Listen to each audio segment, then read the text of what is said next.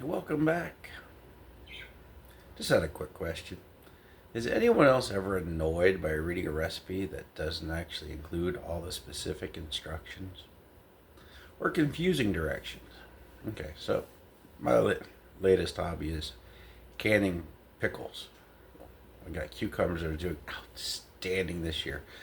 Unlike the rest of my garden, hasn't done anything of notoriety.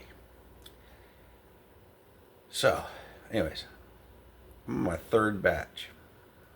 I've got 21 jars of pickles. I haven't tried this recipe yet. So I have no idea if it's any good or not. I will in a few days. So supposedly when they're ready. But I'm looking for other recipes now. So I was reading one today. And it says if you have 4-inch pickles or smaller, not to cut them up. I'm like, okay. What kind of jars are you going to can a 4-inch pickle? This is diameter. Diameter. I have a tape measure. But 4 inches. It's about. Yeah, it's about right. It's about the width of your hand, give or take. Most jars are maybe 3 inches, 3.5 inches. A wide mouth jar might 3 inches plus. A small mouth jar is what, 2.5 inches? How are you going to fit a 4-inch pickle or even a 3-inch pickle into an opening and get more than one? Expect to pack the jar full. And if you read later in the instructions, then they're like, you can slice or wedge or whatever, however you want to put the pickles. Like, so why don't you just include that in the directions?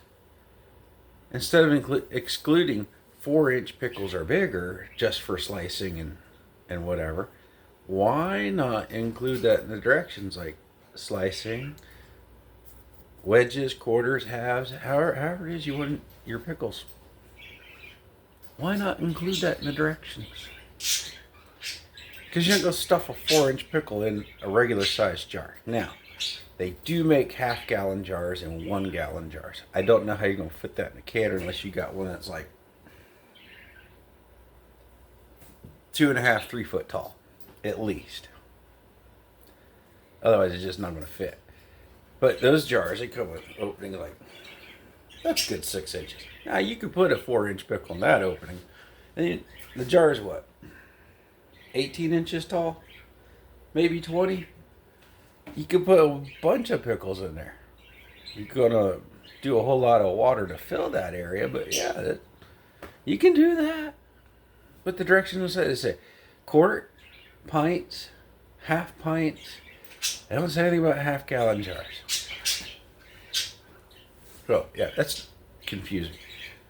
For another example, bread recipes. I watch people do bread recipes, YouTube, TikTok, whatever, wherever my wife finds stuff or sounds interesting. So, they tell you the recipe in like 30 seconds. They flash by. So you get to pause everything, write it down, whatever, to find out what you put in it. Okay. But there's no directions on how to do it. Think about it. Okay. How long do you mix the dough? Do you use a dough mixer or are they based on hand mixing? Okay. If you have some familiarity with making bread, you can make dough by hand. You can use a spoon. You can just stir it, mix it in there, and work it in there best you can. Making dough by hand and making it with a mixer are two different animals. A mixer will thoroughly mix everything a lot better. So where you have dough feeling more sticky because it's wetter, when you mix it by hand with a mixer, it'll be dry. It'll be almost perfect. There's subtle differences in that. And then one thing, if you look in cookbooks from years ago, I'm talking a long time ago, they would ask for flour packed or unpacked. What do you mean? Well, you take a cup measure, like, no cup measure. You put it down in there, and then you push down in. And then if you got more space, you put more under, you pack it into the cup. packed and unpacked make a huge difference. About 50 grams, 75 grams of flour per cup. Which, when you're adding water, that makes a huge difference in how much water goes into the recipe. And while you're going to have sticky dough, or you're going to have dough that actually feels right, it feels like dough. Or it could be too dry. Because if you pack it and it's not calling for that, they don't tell you that. I say, oh, a cup of flour. And a lot of people are repeating recipes and they've never baked a thing in their life. It's like, oh yeah, I guarantee you, this bread is wonderful. They've never baked a loaf of bread in their life. So they don't know. But they pretend to. It's annoying. So then you try the recipe. It's like, okay, you want me to cook this at 450 for 45 minutes for a loaf of bread. 450 for 45 minutes. It comes out like a brick. You're going to have about a half inch of hard crust on bread like that. It's, even with a water bath or something in there for steam, it's going to come out so crunchy.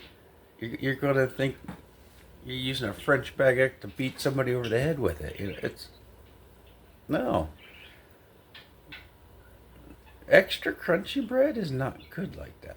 Some people like that, okay, but not a half inch. Just a thin crust. That's all right, You take it, you break it up, and you're like, but the inside's still nice.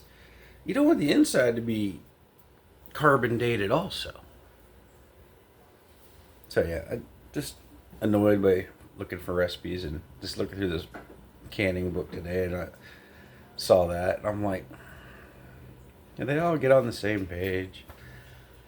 Plus, trying to find a recipe for dill pickles, there's probably at least 20 I found in the last couple weeks.